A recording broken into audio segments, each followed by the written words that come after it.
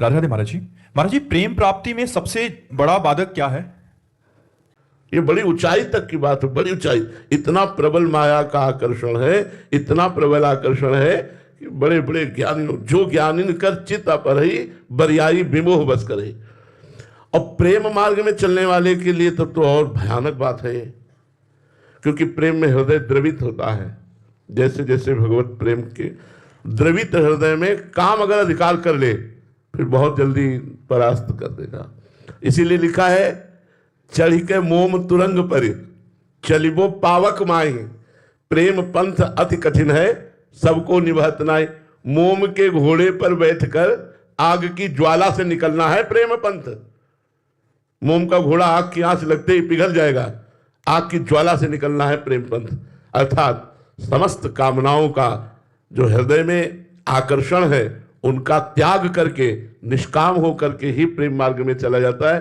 काम बहुत बलवान है, और ये 50 वर्ष साधना करने पर ये चिंगारी तो हो जाता है, लेकिन मिटता नहीं है। जहां चिंगारी को फूस मिली तो ज्वाला बनने में देर नहीं लगती। ज्वाला चिंगारी हो सकती है साधना से, लेकिन मिट नहीं सकती। मिट तभी सकती है जब भगवत साक्षात्कार हो जाएगा। भगवान व्यासदेव जी के इसी श्लोक पर जैमिनी जी ने प्रश्न किया कि महाराज, विद्वान, अरे अविवेकी तो विद्वान पुरुष, मेरी समझ में नहीं आया। जैमिनी जी ने, भगवान व्यासदेव जी के कई आश्रम हैं, प्रयाग में बद्री, विशाल बद्रीनाथ में। 2-4 दिन बाद कहा कि आप यहाँ के प्रधान आचार्य की स्थिति से समस्त ब्रह्मचारियों का संयमन कीजिए, दिनचर्या चलाइए, मैं कुछ दिन बाद आता हूं। जो आज्ञा। शाम का समय था, रिमझिम रिमझिम वर्षा हो रही थी। जैमिनी जी ब्रह्मचारियों जी के साथ सब गंगा स्नान करके संध्या वंदन आदि के लिए वापस लौट रहे थे। इतने में पायलों की आवाज आई, छम छम छम छम। बड़े सावधान ब्रह्मचारी, किसी ने भी आंख उठा के नहीं देखा, सामने आ गए। हमारी रक्षा कीजिए, मैं जंगल में भ्रमित हो गई हूं, किधर जाना है मुझे पता नहीं, रात्रि का समय आ रहा है, आप महात्मा लोग बड़े करुणा में हैं, आप मुझे रख लीजिए।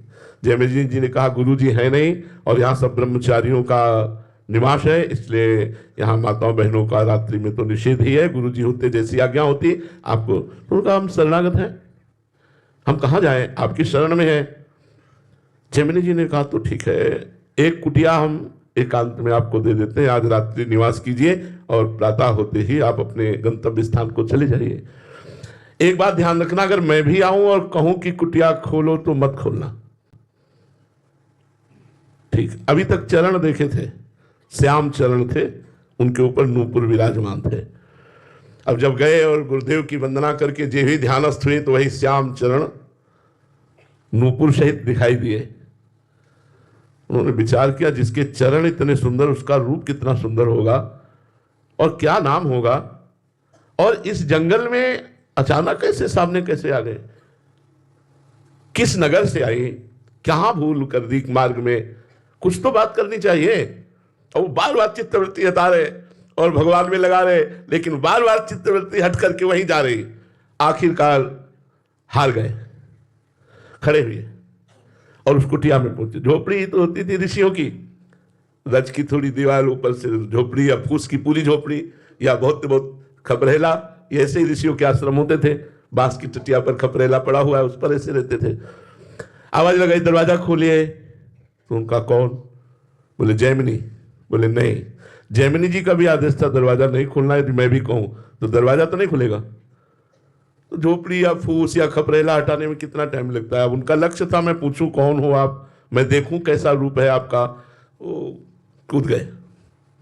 बलवान इंद्री ग्रामो विद्वान कर सती, कहां से कहां जे ही कूदे तो मुस्कुरा दिया। उस श्याम रूप धारणी भगवान की विश्व मोहिनी माया ने मुस्कुरा दिया।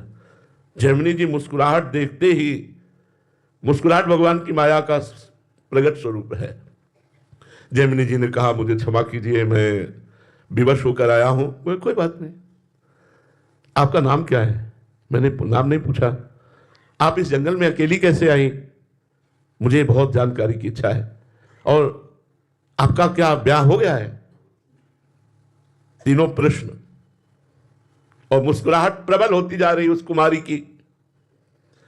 तो उनका नाम और ग्राम तो छोड़िए और ब्याह की बात कीजिए। क्या आपके मन में ब्याह करने की बात है? बोले यदि नहीं हुआ हो तो हम तैयार हैं। तो बोले अपना मुंह काला कीजिए और मुझे पीठ पे बैठा लिए और नदी के किनारे जो देवालय है वहां तक ले चलिए, फिर मैं आपको उत्तर देती हूं।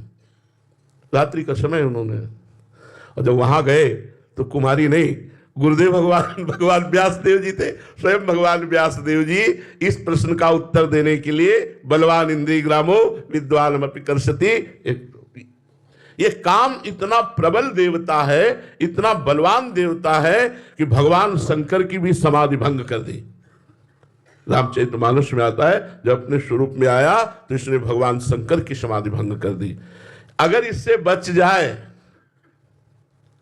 या इससे निकल पावे, दोनों बातें, बच जाए मतलब संसर्ग ही ना होने पावे, यदि संसर्ग हो गया तो इसे पंख कहते हैं, पंख माने दलदल, फिर निकल जाए इस दलदल से तो भगवान से प्रेम हो जाए, नहीं तो भगवान से प्रेम करना बहुत कठिन है। ये काम ही ऐसा प्रबल शत्रु है जो भगवान से प्रेम नहीं होने देता, भगवान से अपनापन नहीं होने देता। अगर कोई भगवान का नाम जप करके, भगवान के चरणों का आश्रय लेकर, भक्तों के संग के प्रभाव से इस काम पर विजय प्राप्त कर ले तो प्रेम हो जाए, नहीं तो प्रेम नहीं हो सकता।